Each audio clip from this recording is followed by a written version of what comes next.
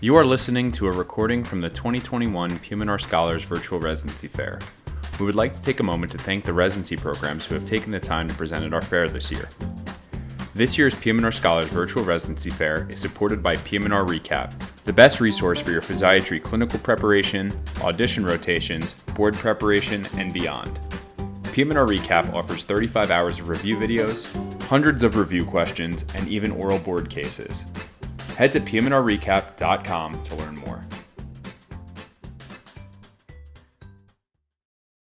All right, can everybody see that? I will take silence as a yes. So welcome everybody. Thank you for joining us for the UW PM&R residency program. We know it's past 10 o'clock on the East Coast right now, so thank you especially to you guys for being here. We appreciate you bearing with us.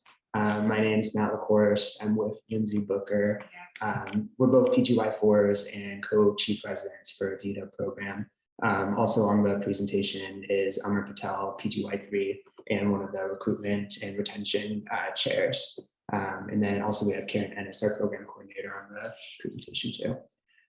Just at the bottom here, we just have our website, which you guys can reference. We also have this on the last slide too for you guys to look at. But a lot of things that we'll be talking about will be available there. This slide really just highlights some of the top reasons that we think it's worth applying to UW. Just kind of going down the list here, first reason would be the broad set of training opportunities and experiences that you get here. Our program does an excellent job of preparing for us for all areas of PM&R. You'll see it on a later slide, but our residents end up going to a variety of different career paths. And we get a fairly comprehensive training in our program, and we feel like residents are well prepared to go into their subspecialties after our training. One of the highlights of our program is the didactics and board review course. We'll talk about didactics more later in the presentation, but our didactics are attending led, and then they cover all areas of aspects within PM&R. We're actually one of the only programs in the country that offers a board review course, and our PGY4 residents get the opportunity to attend that course, which is all protected time. We are a hospital-based program compared to a standalone facility. The advantage to that is that we have a lot of hospital backup from different subspecialties that assist us in management of our patients. In regards to our faculty, we have very supportive faculty. They're all leaders in the field of PM&R, all within their different subspecialties. We're all just very lucky to have the opportunity to train under them. I feel like we have a fairly decent balance of autonomy and resident. In terms of service and leadership, there's plenty of opportunities here within our program, as well as the UW graduate medical education. One unique thing about our program is that we have different divisions within our department that's not separate to, but actually within, that's PT, OT, speech, rehab, psych, all these different disciplines are part of our overall rehab structure. The advantage of that is that it creates a lot more collaboration for people for education, lectures, and the ability to do research with different disciplines within the overall rehab environment. Our program has been around for quite some time, and so because of that, we've established a pretty broad UW alumni network. And so our residents, we have the opportunity to utilize that network for job searches, et cetera, after residency, and people tend to be pretty supported. We may be biased, but I think Seattle is one of the best cities to live in. Summers in Seattle tend to be one of the most beautiful places to be. If you're an outdoor person, I think you really enjoy it here. Amar, one of our residents, will be talking about Seattle a little bit more too. Just want to put in a quick plug. And then lastly is the level of resident camaraderie in our program. And we all get along really well. Residents are constantly getting together outside of work for happy hours, playing sports, etc. And we tend to be a pretty close-knit group.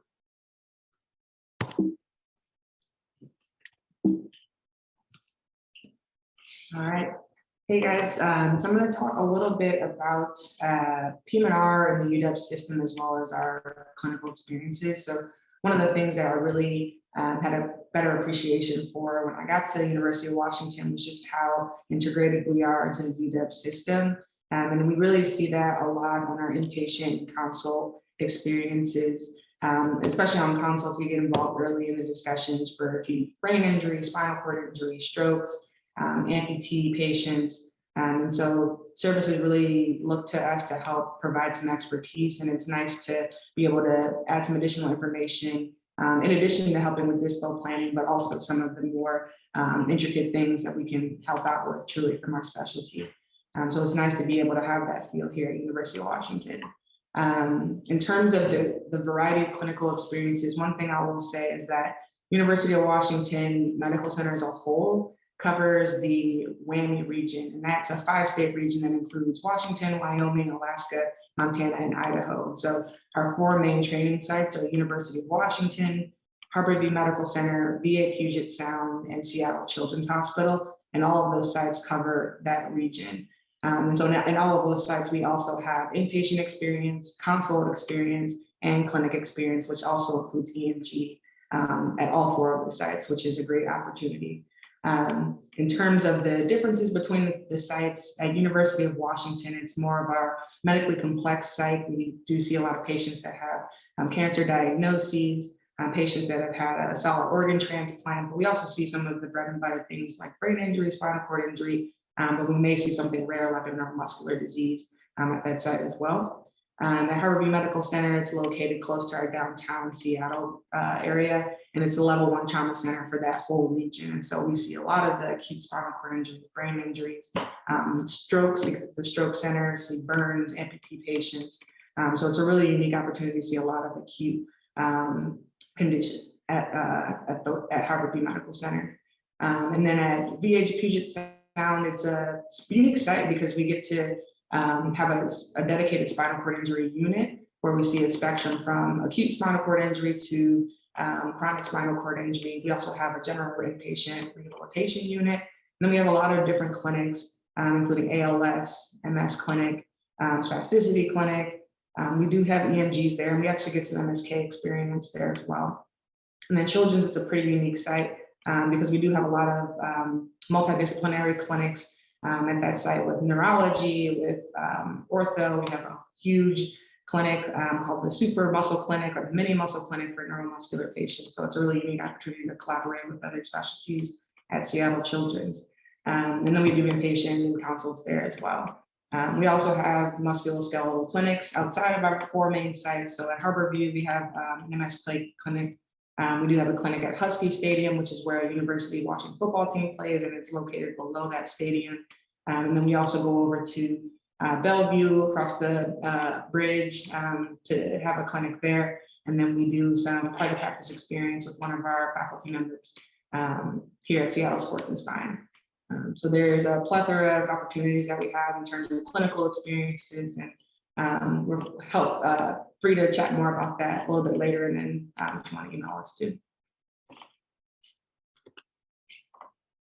And then I'll just go over the didactic program a little bit more comprehensively. So I think our didactic program is one of our strengths. So it's twice weekly from Tuesdays and Thursday mornings from 7:30 to 10 a.m. All the sessions are led by attendings, and it's all in areas where they have their own clinical expertise. Many of the attendings who teach our didactics course also teach the board review course that the PGY4s get the chance to go to in the spring at the end of their residency. And then in terms of our didactic structure, so it's broken up by resident level with several courses that are taught to all of the different resident classes as a whole. As R2s, we start off with Intro to PM&R. We have musculoskeletal medicine courses, biomechanics, prosthetics and orthotics, and then a research methodologies course. And then as R3s, as you begin to learn EMGs, we have an EMG course as well as an amputee course in the spring. As R4s, which Lindsay and I are on right now, we have a musculoskeletal ultrasound course taught at Husky Stadium. as well as in the spring, a practice management course that prepares you for life after residency. In addition to those resident-specific courses, we have 2 courses throughout the year that are taught to all 3 disciplines. Our neuro rehab course, which is really one of our most well-established courses. And then we also have a clinical MSK course, which is taught in the spring to all different levels. And each year there's rotating topics so that you can expand your knowledge and then incorporate different areas as you go on. And then lastly, we have interspersed within all of this, we have resident-led journal clubs, as well as quality improvement sessions that we sort of pepper into the year.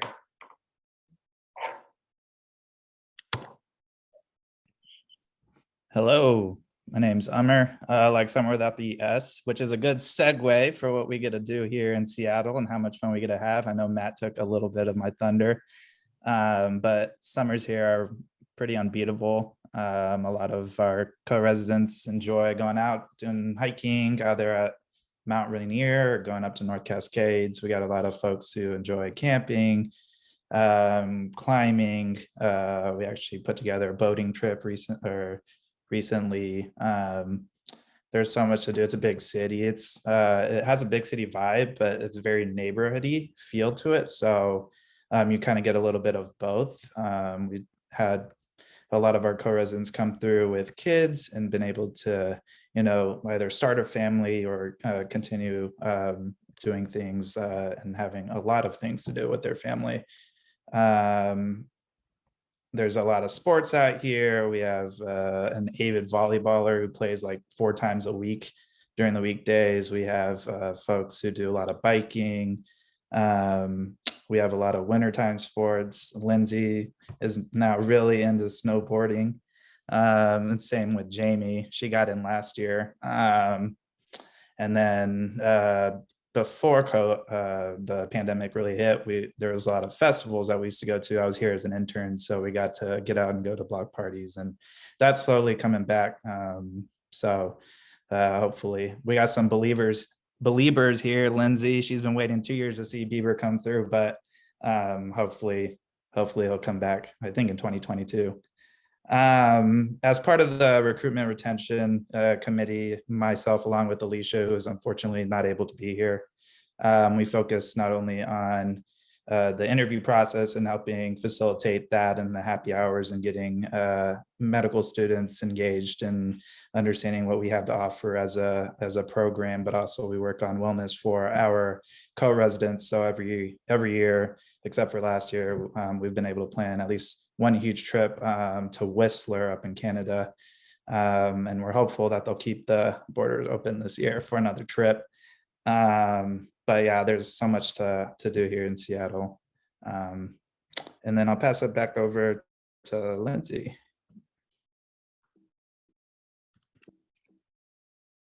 Summer. And so this slide, really what this does, it just sort of highlights where our residents have gone in the last few years. What we're trying to show is that it's pretty broad, and we have a variety of people going to sports fellowships, pain fellowships, interventional spine fellowships, and people that are going out, neuromuscular fellowships, and people that are going out into practice directly. But purpose of all this is to show that whatever you're interested in, I feel like we do a pretty good job of training you for whatever scenario you want after residency. And in terms of the fellowships that are offered here at University of Washington, we have a bunch of them, as you can see listed here. Many of them are through our PM&R department, but we have listed some of the other ones that residents have gone into and stayed on at University of Washington for. I think some of the unique ones that we do have here are the limb loss or amputation care fellowship, and then that's through the VA. And then we also have another VA sponsored fellowship, the QI Chief Fellow, which is a unique opportunity because it's only one of the few fellowships in this throughout the country. So if there's an interest of yours, it'd be something we could chat more about with you. And then we wanted to invite you all to the UW National Recruitment Town Hall. This is going to be held on August 31st from 6 to 8 p.m. And this is sponsored by the Network of Underrepresented Residents and Fellows at University of Washington. A couple of our residents are involved in this organization, including myself. And so we invite everybody to come join and just hear about what's going on at University of Washington in terms of health equity, diversity at the institution. And there will be a couple of specialty specific breakout rooms for people to get involved in. All right. And then if you guys have any other questions, put it in the chat box, but also go to our website. It has a lot of the information that we talked about here. I've included Lindsay and my contact information. Feel free to reach out to us if you have any other questions. Check out our Instagram, both of us and our pets. And then, yeah, let us know what we can answer some questions in the time that we have. Yeah. And the UW PM&R Instagram is a great resource. We have some highlights on our page right now with specific information about didactics and the amount of rotations and things like that. So there's more information there for people to check out.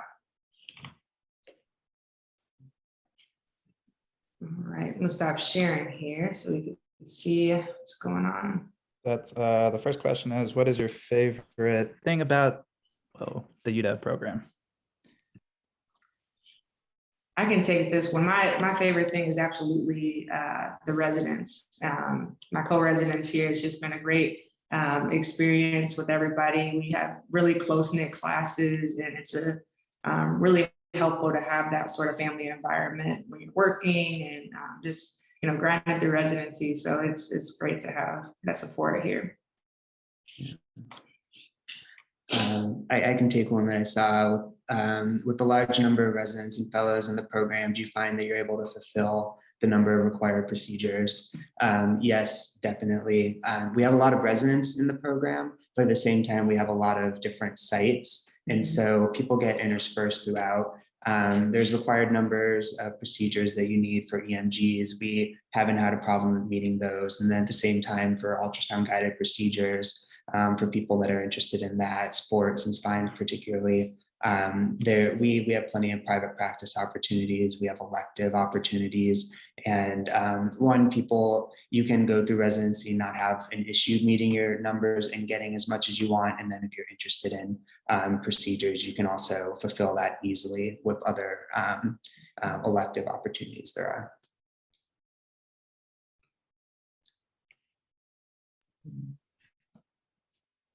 And then regarding Parag's question, pets are not a requirement to come here. We do welcome all pets. We have a group of co-residents who hang out together who have dogs. We have a co-resident who has a pig. Are there any cats? I don't know if there's any cats. No Any cats. If you have a cat, you're welcome. Are there specific things you think your program looks for when interviewing candidates? I think at least what I've seen is we look for residents who are pretty well-rounded, who have a lot of experience, who's willing to grow, willing to be challenged. And I think we look for unique opportunities and people who want to go in a lot of different areas within PM&R, just because there are so many unique opportunities available. We don't necessarily rule you out based on scores, I think, which is a great thing about our program. I would say that there are some specific application requirements, at least, that you can check out on the UW PM&R guide regarding some of the more specific things, but exactly what Amr said. Mm-hmm.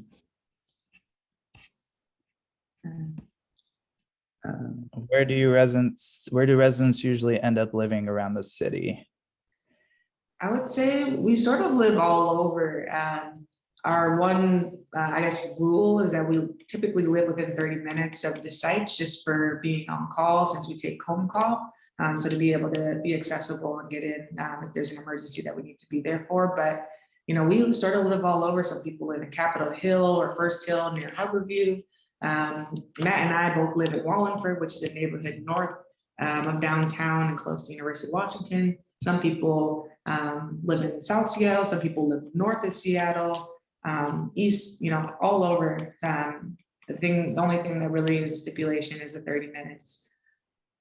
And I didn't highlight, but I do want to mention that the bus system here is really good, and they're still growing the train system. They're actually about to unveil like 3 more stops on the northern side of the rail system here, certainly.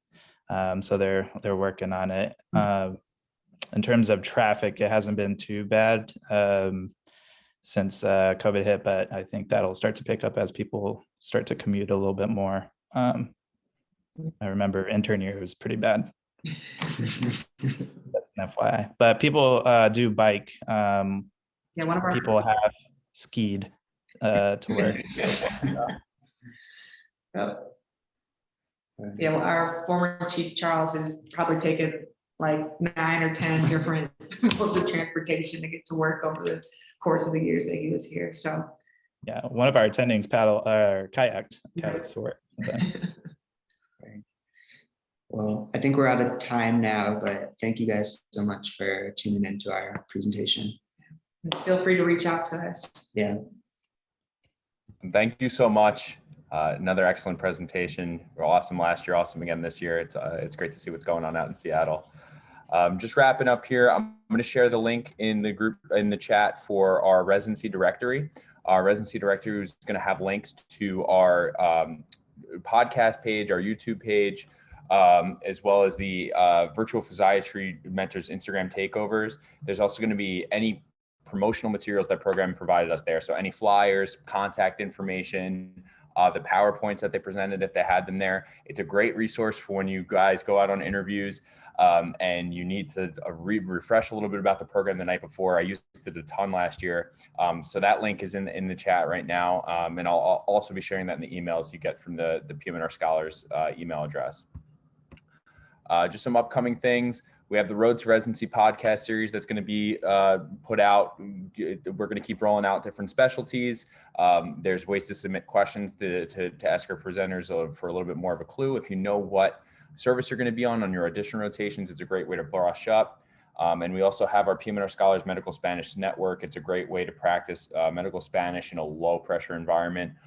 That's a physiatry specific presentation. And Dr. Pagan Rosado from Mayo Clinic will be presenting on August 19th at 7 p.m.